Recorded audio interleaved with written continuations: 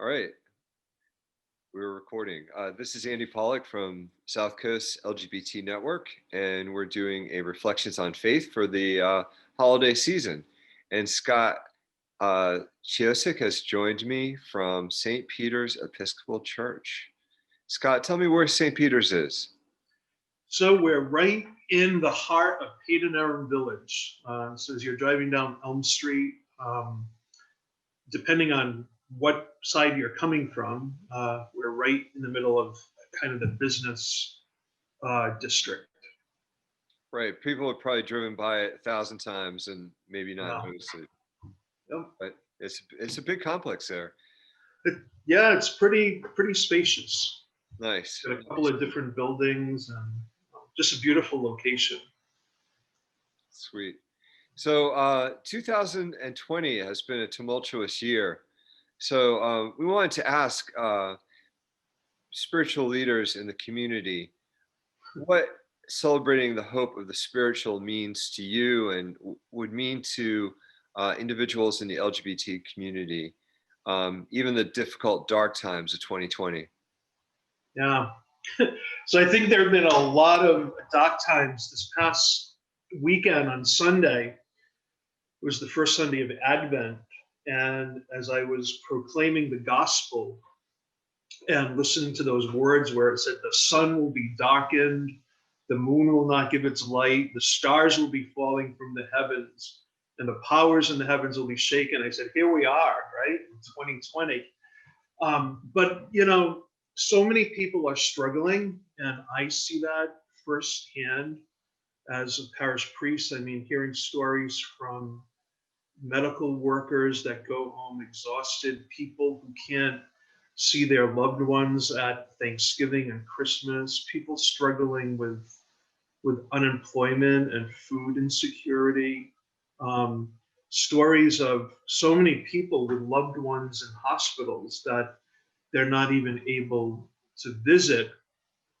People also, you know, with not a lot of money to buy Christmas gifts. And so how we can celebrate the spiritual life, I think, in all of this chaos and difficult times that we're living in, you know, is really, I think, to reflect on what's most important, right, in these lives that we're living. We find ourselves in this Advent season, which really is one of my favorite seasons of the whole church year, you know, because it really calls us, I think, to be awake and to be attentive to the presence of love. And during this whole season of Advent, I mean, I think we're called above everything else to really be attentive to that, to be awake to that, and to patiently wait for more of that, right? To come into our lives. So I think what I've experienced this year was during Thanksgiving and Black Friday, which is, you know, usually you're watching scenes of Walmart on the news of people attacking one another over big screen televisions. And we didn't see as much as that this year. And in fact, we saw a lot of empty parking lots on Good Friday. And I just asked the question, you know, are we coming to something deeper, particularly this year?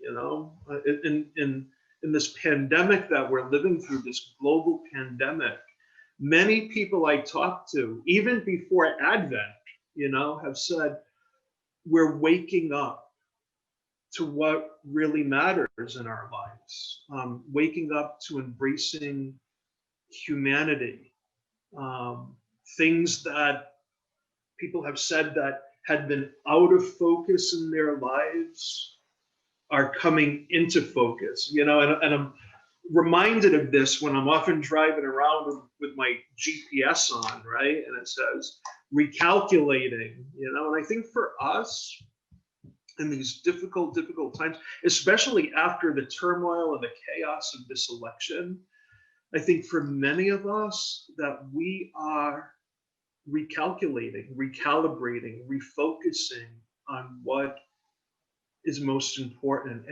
and taking the time to do the soul care, right? That soul care, of just being attentive to how love and how God is living in our lives, right? So if there's one thing to celebrate in the midst of all of this, I think it's that, you know? That's a great point, and leads me to my second question, and that is, um, maybe for someone who might not be as religious or but wants to be spiritual, what's the self care for spirituality in these uncertain times? What would Yeah, you say for someone's self discipline or um, something that they could find the spiritual in these days sure, of sure. uncertainty and chaos? So there are three things that I think are really important in my life. And the first one, and you'll appreciate this because the name of the book comes from a Quaker, Parker Palmer, who wrote a book that I read quite some time ago called Listen to Your Life, you know? So I think one of the most important things that we can do, um, is really try to live in the present moment, right? And to listen to what's going on within us. I was reading something the other day. I guess the latest statistic is that the average American spends 11 years of their life, which translated somehow into 11 years, 11 hours a day behind some kind of screen, right? As we are right now, you know. But, looking at a tablet, a smartphone, a laptop, or a television, and, I think for self care, we've become so accustomed to living life like that. I think one of the most important things is taking some time each day just to unplug, to unplug from all of that and to really, uh, recognize that so often we let life rob us of what is most important and of what truly matters. So, saying, okay, do we want to settle for that? Or do we want to do some time to really not numb our minds and numb our hearts with all the things that we use as numbing tools sometimes, but to really do all that we can to live in the present moment, to be attentive to what's going on within us and listening to that, you know. Um, uh, and as part of that unplugging, I think another thing is, instead of letting pressure and anxiety make us feel tense and restless and tired, um, to bring other people into that conversation as well, to help us to live in the present. And as you know, Andy, here we have the Bridge, our counseling center, a whole team of psychotherapists, thebridgedartmouth.org, and people here who can help us to take care of our inner self and to strive for inner peace. The second piece of self-care that I think is really important is asking the question, what am I doing for others? Right?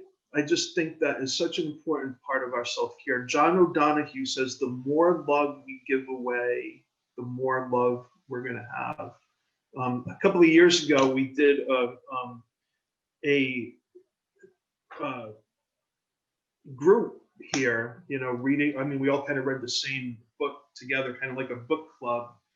And it was called The Book of Joy. And it's a book about the Dalai Lama and Archbishop Desmond Tutu. And, one of the points that they make so often is finding joy means that we have to look outside of ourselves, and I mean, our culture often tells us to do everything else, right? Look out for me, number one, my need. But even Gandhi said, the way that we find ourselves, which I think is self-care, uh, is by losing ourselves by caring for other people. So even in a pandemic, we can reach out to other people by telephone and email, checking in on people. But ultimately to ask the question as part of our self-care, how am I investing my heart? How am I investing my life? And the third thing I think for self-care, emotional, spiritual self-care, right, is to focus on gratitude. That's one of the lessons that I've learned to practice in my life, and some of the happiest people that I know are folks who have learned to be grateful. Are we looking at the blessings of our life, or just the things to complain about? And it's easy to do. It's really easy to do, to fall into that trap of being focused on what we don't have or what is missing from our lives. But that other option really helps to change things, when we see everything as a blessing. Those are great 3 points. Those are really good. Speaking of community, what's going on at St. Peter's? How are you fostering community these days from a pandemic approach? Yeah. And So, so it's been a challenge, right? But it's also raised some important points for us about who is our community, and it's really not just the people sitting in front of us or who had been sitting in front of us on Sunday morning. So we've transferred everything over since March to basically online platforms, as you know. So we put in a live stream system here where we broadcast our Sunday liturgy to the world pretty much at this point. I mean, the first month of doing it, we've reached almost 3,000 people in that first month from all over the country, which blew us away. So it's not only New Bedford and Dartmouth and Westport and the South Coast region, but people from all over the place. And that's helping us to ask the questions, because we don't want to be like one of these consumer churches, right? Where people are not invested. People come to get, their religious goods, as people might call it. But what we're inspiring here is really a community of disciples, where people don't come as consumers, but they come here and they say, okay, what can I give? What can I offer? How can we create a community that is always looking outward, right? So when you ask the question about community, it's not only our cozy little group of people who are here, but it's the church existing for the people who are not here. So everyone is really our community. So one of the things that, beyond the live stream, that we did this year is people came together, a really good group of people here, and they said, okay, what can we do for Thanksgiving with so many people who are struggling? So they partnered with the Dartmouth school system, and we were able to identify 45 families in this community who didn't have food for Thanksgiving, or who weren't able to have a Thanksgiving meal. So the folks here raised $2,200 to make that happen. And we didn't this year give a full meal with real hands-on food, but we were able to give people $50 gift cards.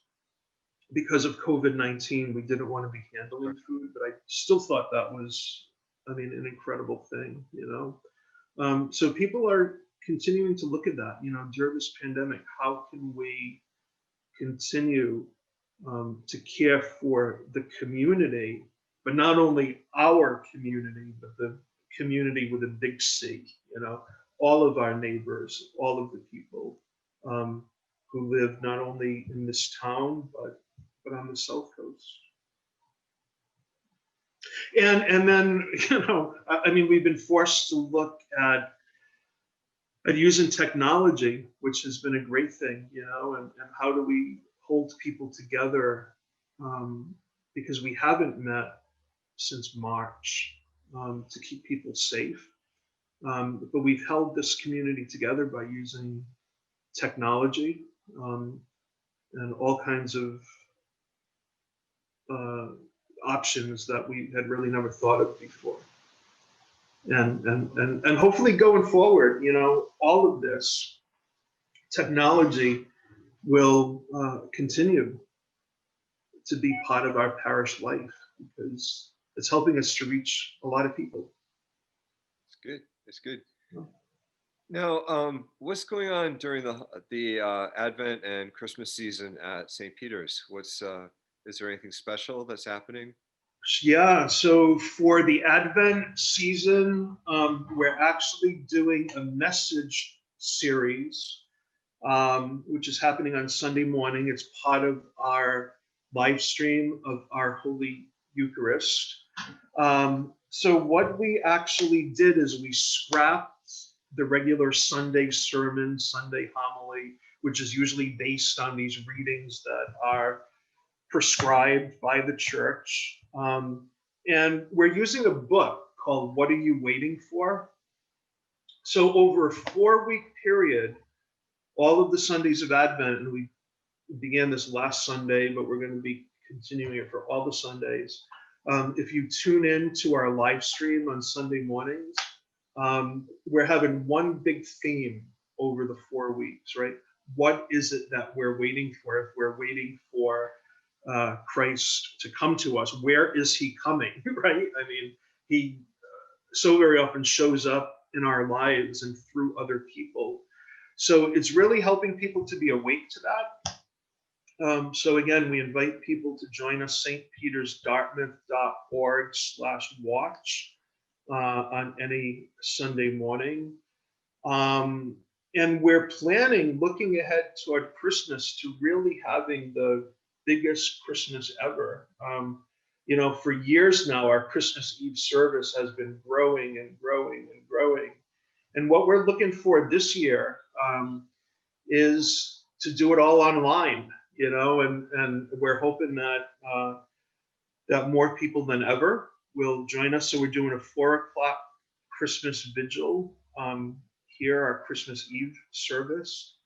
So we invite people to be part of that. Again, just going right to St. Peter's website, stpetersdartmouth.org, and clicking on the live stream link, and it'll take you right there. We're also looking to build our music ministry a little bit. So we're looking for drummers and singers and vocalists moving into 2021. So hopefully that'll stop building with the Advent and Christmas season, but even going into next year, because music is really important to us here. It's how we pray, and we're doing everything with one singer at a time, 20 feet away from the other musicians, but we're still looking to grow that even in the midst of a pandemic. So. Well, it sounds like an exciting time. So Christmas Eve, 4:00. Yep. And then, about an hour after the live stream, the actual service gets archived, so people can still participate in the service all through Christmas Eve and even into Christmas Day by just clicking on that link of the taped broadcast. Very good. Yeah. Very good. Is there any parting words that you want to share for the LGBT network for 2021? Yeah, we just want to share. It's more of a shout out to you and Tracy and for all the incredible work that you all do, because that connects to community, right? And building a community of inclusion and a community where all people feel welcome. And that's very much part of our mission here at St. Peter's. I mean, we have a very strong outreach to the LGBT community. I would say, more than half of our parishioners at this point come to us from the LGBTQ community. Very often people who may have grown up in other faith traditions that were not as welcoming, but then they come here, and they really find a place of welcome. And so many people come to us after many years of not going anywhere and not being connected to a faith community.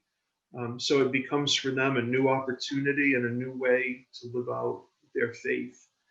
So the Episcopal Church has always been on the forefront of that welcome to all people, regardless of where they are on their spiritual journey. So So a welcome to everyone to come explore us, at least online for now. So We hope for better days coming. So, we do. all right. Well, thank you. That's been Scott Ciosek from St. Peter's Episcopal Church, and the address is 347, Close. Keep going. Keep going. 351. There you go. 351 Elm Street. Pretty impressive, I have to say. I'm not sure who's at 347, but we'll find somebody. Probably the I'm not right sure if one. it's that way. Yeah, it must be that way. All right. Well, thank you, Scott. You're very welcome.